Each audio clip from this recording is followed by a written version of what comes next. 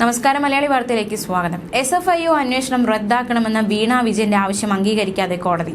Arrest ഉൾപ്പെടെയുള്ള നടപടികൾ വിലക്കിയെങ്കിലും അന്വേഷണവുമായി മുന്നോട്ടു പോകുന്നതിന് തടസ്സമില്ലെന്ന് കോടതി വ്യക്തമാക്കി. ഹർജിയിൽ വിശദമായ വാദം കേട്ട ശേഷമാണ് വിധി പറയാനായി മാറ്റിയത്. അതേസമയം എന്നത്തേക്ക് വിധി പറയുമെന്ന് കോടതി വ്യക്തമാക്കിയിട്ടില്ല. അന്വേഷണവുമായി മുന്നോട്ടു പോകുന്നതിന് തടസ്സമില്ലെങ്കിലും അറസ്റ്റ് ഉൾപ്പെടെയുള്ള കടുത്ത നടപടികൾ വിധി പറയുന്നതുവരെ പാടില്ലെന്ന് SFIOയ്ക്ക് വേണ്ടി ഹാജരായ അഡീഷണൽ സോളിസിറ്റർ ജനറലിനോട് കോടതി വാക്കാൽ നിർദ്ദേശിച്ചു. അത്തരം നടപടികൾ ഉണ്ടാകില്ലെന്ന് അദ്ദേഹം കോടതിയെ അറിയിച്ചു. ഇത് വീണ വിജയനെ സംബന്ധിച്ച് നേട്ടമാണ്.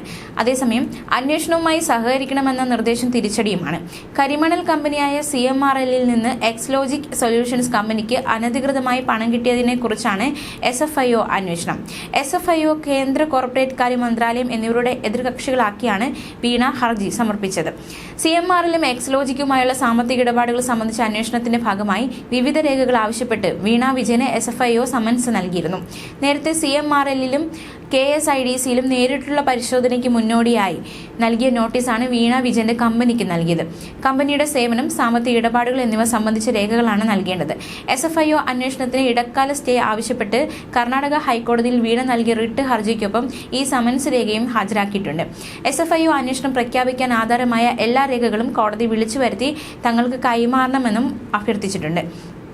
SFIO അന്വേഷണം നിലനിൽക്കില്ലെന്ന് എക്സാലോജിക് കോടതിയിൽ അവകാശപ്പെട്ടു. രജിസ്ട്രാർ ഓഫ് കമ്പനീസ് അന്വേഷണം തുടരുകയാണ്. അത് തുടരാമെന്നും CMRLുമായി ഇടപാടിലെ ആരോപണത്തിന് മറുപടി നൽകിയിട്ടുണ്ടെന്നും എക്സാലോജിക് അറിയിച്ചു. അതോടെ രജിസ്ട്രാർ ഓഫ് കമ്പനീസ് അന്വേഷണം എന്തായെന്ന് കോടതി ചോദിച്ചപ്പോൾ അന്വേഷണ പുരോഗതി അറിയില്ലെന്ന് എക്സാലോജിക്കിന് വേണ്ടി ഹാജരായ വക്കീൽ അറിയിച്ചു. SFIO നോട്ടീസിന് വീണ വിജയൻ മറുപടി നൽകണമെന്നും നിർദ്ദേശമുണ്ട്. Justice M. നാഗപ്രസന്നയുടെ ബെഞ്ചാണ് ഹർജി പരിഗണിച്ചത്. SFIO ആവശ്യപ്പെട്ട രേഖകൾ എക്സാലോജിക് ലഭ്യമാക്കണമെന്ന് നിർദ്ദേശിച്ച കോടതി ഹർജി വിധി പറയാൻ മാറ്റുകയായിരുന്നു. ഹർജിക്കാരിയെ അറസ്റ്റ് ചെയ്യുന്നുണ്ടോ എന്ന കോടതിയുടെ ചോദ്യത്തിന് ഇല്ലെന്നായിരുന്നു മറുപടി. പിന്നാലെയാണ് ഹർജി വിധി പറയാൻ മാറ്റിയത്. അന്വേഷണത്തിൽ ക്രമക്കേടുണ്ടെങ്കിൽ ഹർജിക്കാരനെ ചൂണ്ടിക്കാണിക്കാം. എന്നാൽ ഈ സമയത്ത് അന്വേഷണം നടക്കട്ടെ എന്നും ഇടപെടേണ്ട ആവശ്യമില്ലെന്നും കേന്ദ്ര സർക്കാർ കോടതിയിൽ അറിയിച്ചു. SFIO അന്വേഷണം നിയമവിരുദ്ധമാണെന്നായിരുന്നു എക്സാലോജിക് സൊല്യൂഷൻസ് ലിമിറ്റഡിന്റെ വാദം.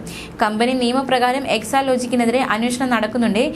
അതേസമയത്ത് തന്നെ SFIO നടത്തുന്ന അന്വേഷണം നിയമവിരുദ്ധമാണെന്ന നിലപാടായിരുന്നു കോടതിയിൽ സ്വീകരിച്ചത്. SFIO അന്വേഷണത്തിന് മുൻപ് തന്നെ രജിസ്ട്രാർ അന്വേഷണം തുടങ്ങിയിരുന്നതായും എക്സാലോജിക്കിനായി ഹാജരായ വക്കീൽ അരവിന്ദ് ദറ്റാർ ചൂണ്ടിക്കാട്ടിയിരുന്നു. എക്സാലോജിക്കിനെതിരെ 6 മാസമായി അന്വേഷണം നടക്കുന്നുണ്ട്. ഇതിനിടെ 18 ദിവസത്തിനിടെ എന്ത് മാറ്റമാണ് ഉണ്ടായതെന്നും വീണയുടെ വക്കീൽ ചോദിച്ചു. കമ്പനി നിയമം 210 പ്രകാരം നടക്കുന്ന അന്വേഷണം നടക്കുന്നുണ്ട്. ഇതേ നിയമത്തിലെ 212 വകുപ്പ് പ്രകാരമുള്ള SFIO അന്വേഷണം UAPA നിയമത്തിന് സമാനമാണെന്നുമാണ് എക്സാലോജിക്കിന്റെ വാദം. വീണ വിജയനെ SFIO ചോദ്യം ചെയ്യാനൊരുങ്ങവെയായിരുന്നു എക്സാലോജിക് മാസപ്പടി കേസിൽ അന്വേഷണം റദ്ദാക്കണമെന്ന ഹർജിയുമായി സമീപിച്ചത്. ന്യൂസ് ഡെസ്ക്, മലയാളി വാർത്ത.